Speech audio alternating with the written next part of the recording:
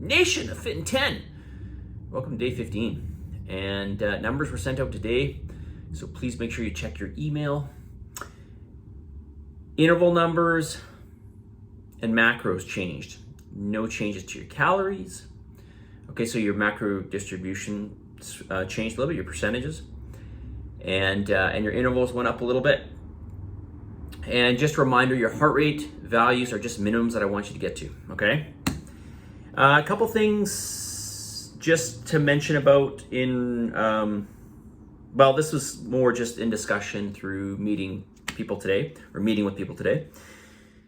So something I want to make you aware of is the relative change in this program, meaning everything that's implemented. So for example, if you are doing, for example, I don't know, let's say you swim, a couple times a week, and that's what you normally do.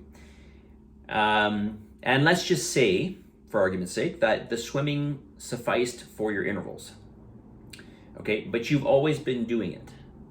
Then what we need to do is to not consider those 2 swimming sessions per week as part of your cardio, only because we want to implement that relative change ideally. All right, so we want to add in 3 cardios, and we want to add in 3, just like if you were already weight training 3. Well, no, that's actually not a good example. But generally speaking, we want the addition of these things into your program. So we don't want to already count what's there. Now, I know some people have already been weight training, we're already training 4 days a week or something prior to this. So in that case, no, we just stick with that. You can't add really more with that. But definitely the cardio, we want to add that in. Okay, so just bear that in mind. If you feel like, listen, if you're doing cardio 5 days a week and you jump into this program, like a lot of people aren't, but if you are, that might be a different story. Okay, so in that case, I wouldn't suggest adding another 3. It just gets a bit ridiculous. But ultimately, like I spoke about, the food intake is the biggest game changer in this, because you're only going to burn so much energy doing, your cardio. You're only going to burn so much energy through your weight training. Okay, whether that's the energy being burnt while you're doing the activity, or whether that's the energy being burnt through recovery, which I'll talk about in the future, because that takes a lot of energy. Lost my train of thought here. Where was I going with this? Right. But food, on the other hand, is almost like, obviously we're not eating endless amounts, but there's only one source of energy input, and that is food. So if we control food, you can really take hold of your body weight, of your fat loss, of your body composition. Well, maybe not body composition, because we need some sort of stimulus for that, like some exercise, that is. But yeah, you're going to change your body composition, obviously. But you're going to change it more if you do some weight training and cardio, for that matter.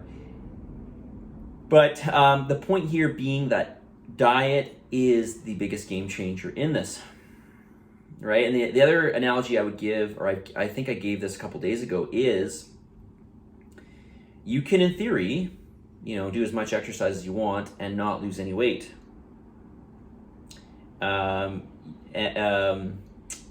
Just by eating whatever you want. Okay, so in theory, you could not lose any weight by doing a ton of exercise, and nothing's going to happen. But you could do no exercise and just watch what you eat, and you can lose weight, right? So again, that just goes to show you the power of food.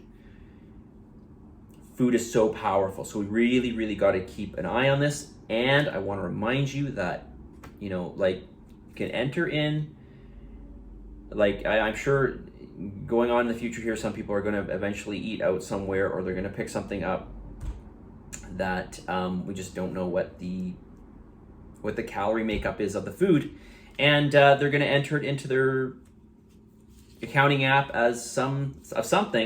So for example, I don't know, and I'm never picking on anybody, so these are just things that I've encountered recently, so they're in my head, so don't take it personally, please.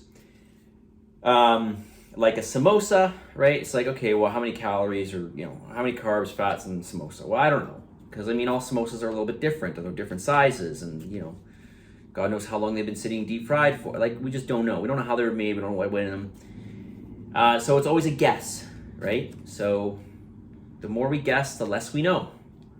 The less we know, the harder it becomes to tackle how to change. Well, I guess if things aren't happening and you've got stuff like that, maybe that will give you an indication.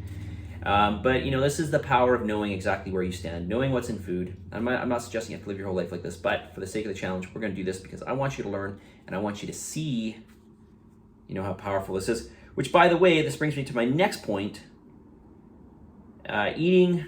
A lot of people are saying that they're eating more now than they were after, and there probably is truth to this, but you're definitely not eating more calories. All right, you're definitely not eating more calories. You're probably eating more volume of food. Because, if you look at foods like a samosa or a muffin or whatever, any of these sort of like highly processed, highly delectable, very, very, essentially food that is not purposely, but, just by default is designed to be highly tasty, highly palatable. These foods are generally very, very calorie dense. So they're not very voluminous, but they're very calorie dense. And so a lot of the things that are going to lend to make you feel full are not there, like volume, right? Okay, or fiber, which we'll talk about that in a second here. So, don't get confused with this. Volume of food does not equal calories, right? And this is part of the reason why I say eat real whole foods. You're going to feel fuller, you're going to get less calories, you're going to feel like you're eating more, it's not going to feel like you're dieting. And of course, it's more nutritious.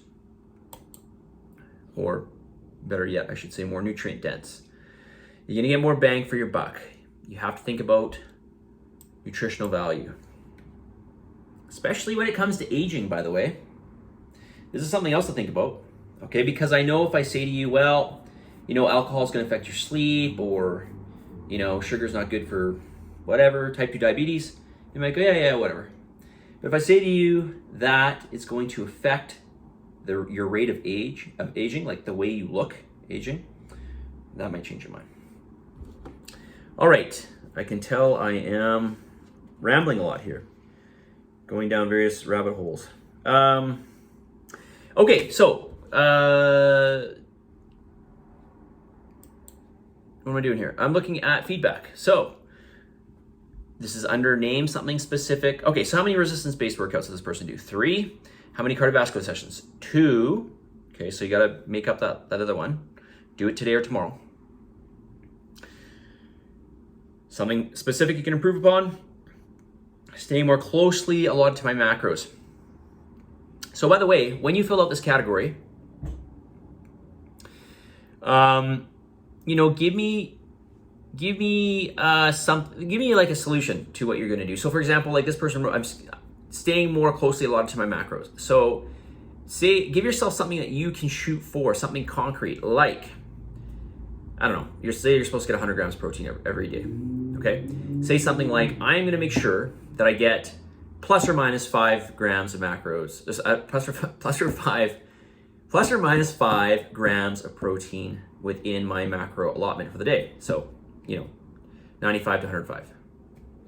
Okay, something specific that you can own up to. This is great. There's nothing wrong with what was written here, except for there's nothing really specific to make yourself accountable to. It's like, okay, I'm gonna do better with my macros. Okay, what exactly does that mean, right? Really, I'm already at 9 minutes. I did read these already, so I did want to get to, I'm not going to get to that. Okay, suggestions on how you would treat calories during meals. I do eat breakfast, but it's my lighter meal of the day. Even though it's supposed to be one of the heavier ones. Yeah, I mean, I don't know. You don't want to eat a lot of food before you go to bed because it's going to disrupt your sleep. Okay, but it's not going to make you fat. Your overall caloric intake for the day is really what matters. Now, whether you have it early in the day or later in the day, it doesn't really make a difference. But yeah, you definitely don't want to eat heavy at night, okay? So, but what I was just doing is just kind of spread things out evenly throughout the day. That's what I suggest. Okay, and maybe err on the side of eating maybe a bit more earlier and then a bit less at night. Just so you don't go to bed with a super full stomach and then wake up with, indigestion or heartburn or something like that, okay? Because certainly think about that, right? If you eat a bunch of food and just go lie down, you lie down. It's kind of like gonna push up, right? Also, it's good if you eat and just move afterwards, like just move, go for a walk for 10 minutes or something. It's really good for helping to stabilize blood sugar levels. Okay. This is the next question is great, but I will get to it tomorrow because it's already 11 minutes and that's not good. So let's go to the rest of the day. On this day 15, what is it? Well, it's kind of boring, but it is so important. And I'm not going to say it once. I'm not going to say it twice. I'm going to say it 3 times. Consistency, consistency, consistency. It's all about consistency of the right things, of course. Not necessarily being perfect, but being consistent day in, day out. All right, and with consistency comes a certain level of moderation. I know a lot of you are super motivated. There's nothing wrong with that. I think it's great. That's a bonus, actually. But motivation will come and go. And we've got to create habits that we're going to stick with, because ultimately we are just a reflection of what we do, right? We're just a reflection of what we do. So there's no such thing as a diet that you follow and you lose weight, and then you stop the diet and then you keep the weight off. No, it doesn't work like that. You've got to keep going with what you do. It doesn't matter what that is. You have to keep up with it. So if you got to keep up with it, then it's got to be reasonable. It's got to be, it can't be extreme. Okay? All right. Enough for today. Positive energy, positive vibes, believe in yourself, for love of God, give some gratitude, and I'll talk to you all tomorrow.